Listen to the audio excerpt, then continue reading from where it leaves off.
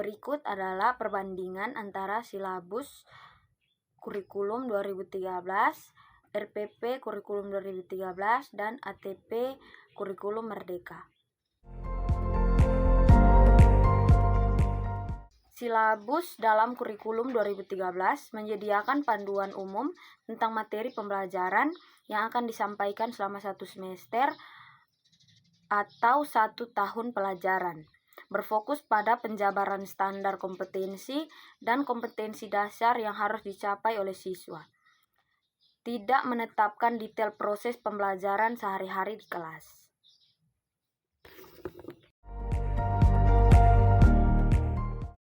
RPP dalam kurikulum 2013 merupakan rencana yang dibuat oleh guru untuk merencanakan kegiatan pembelajaran harian atau mingguan.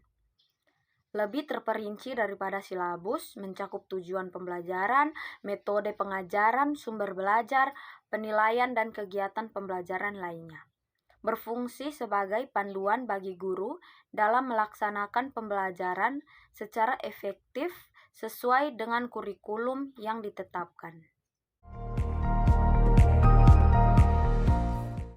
ATP dalam kurikulum Merdeka Belajar menekankan pada fleksibilitas dan otonomi sekolah dalam merancang pembelajaran yang sesuai dengan kebutuhan siswa dan konteks lokal.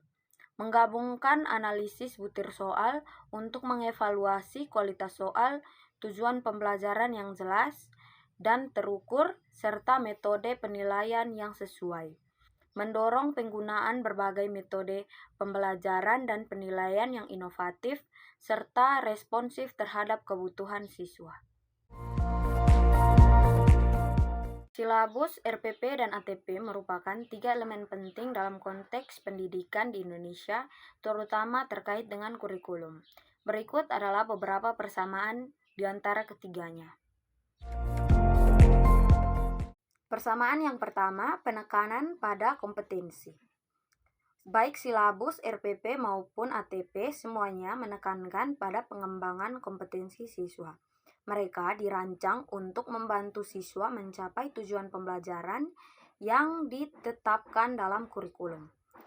Persamaan yang kedua berorientasi pada pembelajaran aktif. Ketiga elemen tersebut menggabungkan pendekatan pembelajaran yang berpusat pada siswa, yang mendorong keterlibatan aktif dan pemahaman yang mendalam. Persamaan yang ketiga, penyesuaian dengan standar kompetensi.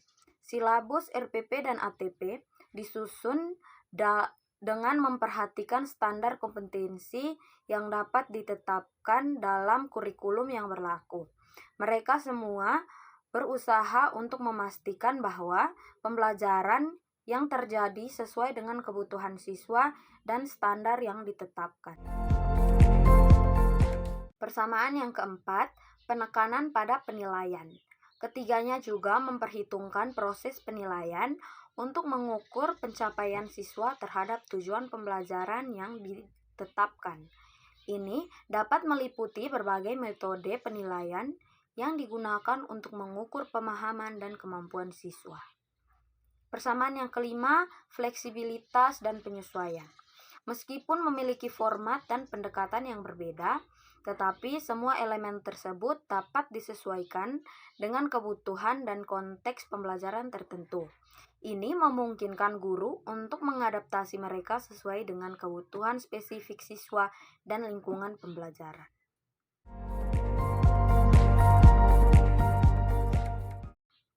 Perbedaan antara silabus kurikulum 2013, RPP kurikulum 2013, dan ATP kurikulum Merdeka.